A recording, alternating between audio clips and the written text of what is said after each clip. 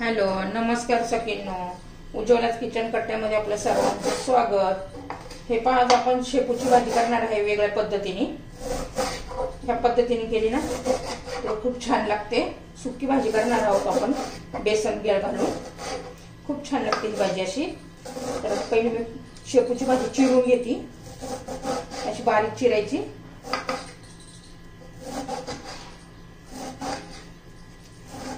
हे पाहता आपली भाजी चिरून झालेली आहे.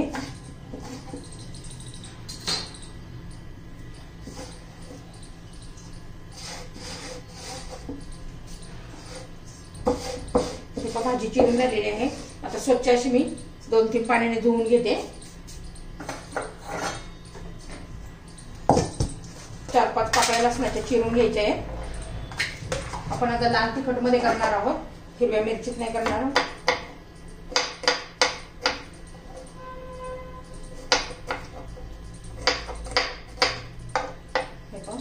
थोडेसे दाबून घ्यायचे,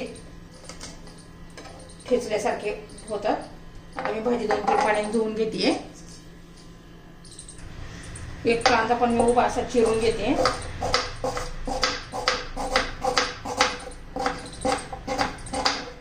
असं पातळ पातळ स्लाइस मध्ये उभा असा कांदा चिरून घ्यायचा.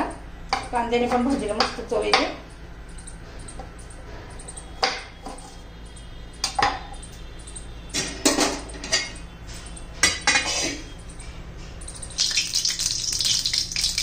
भाजी अशी स्वच्छ अशी मी भाजी धुवून घेतलेली आहे. आता कढईत 1 चमचा तेल घालून घेतलेलं आहे. त्याच्यात प्रथम आपण लसूण घालूया. लसूण चांगला तांबूस असा होऊन द्यायचा आहे, म्हणजे तेलामध्ये चांगला लसणाचा अर्क उतरतो. मग कांदा घालून घेऊया. उभा चिरलेला कांदा आहे. कांद्याचा कच्चेपणा जाईपर्यंत आपण परतून घेणार आहोत.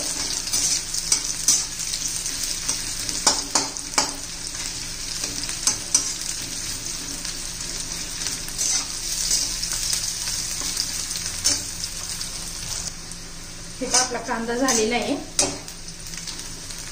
ट्रान्सपरंट झालेला आहे चांगला. आता याच्यात बाकीचे मसाले घालून घेऊया आपण.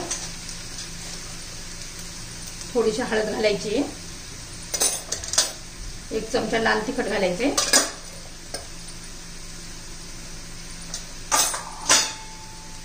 चवीनुसार मीठ घालूया.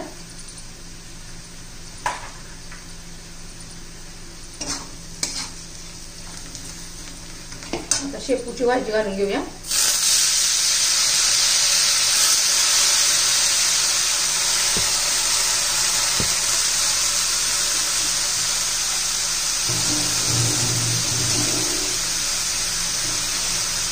सगळं मस्त व्यवस्थित मिक्स करूया.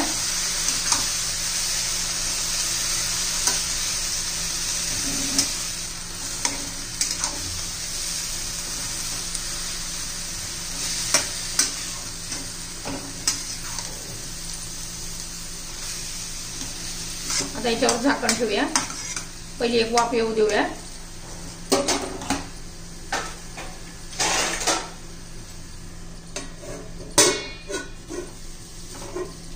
एक 2-1 मिनिट ठेवूया. हे पहा 2-1 मिनिट झालेले आहे.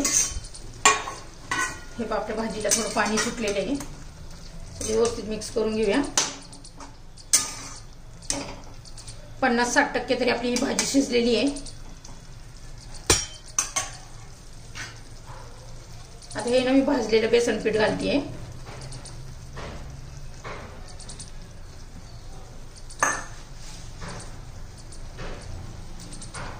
माझ्याकडे बेसन पीठ हे मी नेहमी भाजून ठेवते.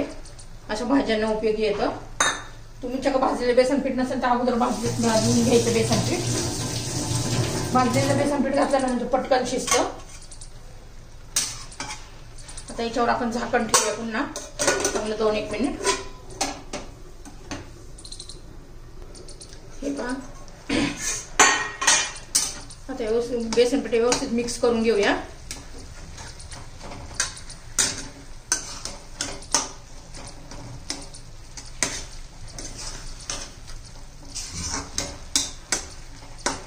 छान असा व्यवस्थित मिक्स झालेला आहे. आता बेसन पीठ शिजेपर्यंत आपल्याला झाकण ठेवायचंय, अधून मधून हलवत राहायचंय. चांगली कोरडी होईपर्यंत आपण असं शिजवून घेऊया शेपूची भाजी।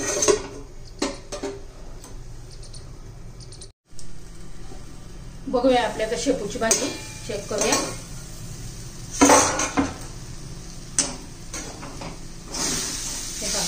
छान अशी बेसन पीठ घालून केलेली आपली शेपूची भाजी तयार आहे। अजून एखादा मिनिट ठेवू। तर थोडंसं अजून वरून तेल घालूया।